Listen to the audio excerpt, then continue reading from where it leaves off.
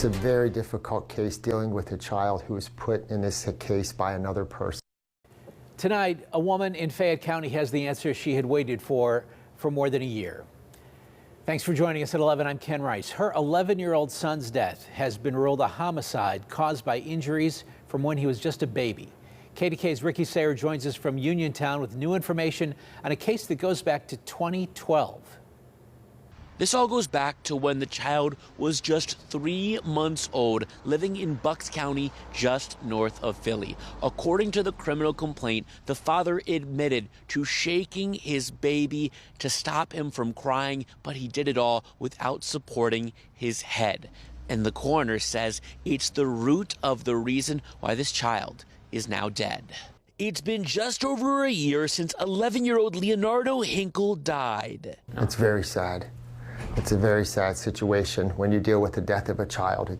Fayette County Coroner Dr. Bob Baker told us it came after years of a mother lovingly taking care of her son. He was wheelchair bound, he was nonverbal, he had a feeding tube, and he also required 24-hour care for the majority of his life. Bucks County court records show Leonardo's father, Kyle Hinkle, was charged with aggravated assault and child endangerment for an incident with his son back in 2012. Hinkle pleaded guilty in 2014 and spent 2 years behind bars. The criminal complaint says when Leonardo was 3 months old, his eyes and the area around both sides of his brain were bleeding as the result of a significant amount of force, and there were indications of a seizure during the time his father was taking care of him.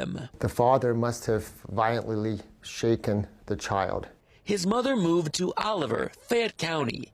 Hinkle died here at WVU Medicine's Uniontown Hospital in February of last year. We were hoping and praying that we would be able to get an answer back from the autopsy that would help the family through their most difficult times. Those answers have finally arrived in the form of a pathologist who officially determined Hinkle's death was due to shaken baby syndrome, the result of injuries to his head and neck. The mother said he spent his whole life suffering, and I can recall that she shared with us that she said justice will finally be served for Leonardo.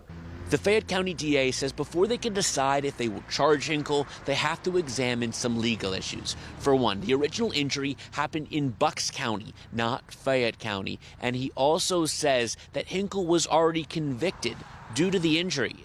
In Uniontown, Fayette County, Ricky Sayer, KDKA-TV News.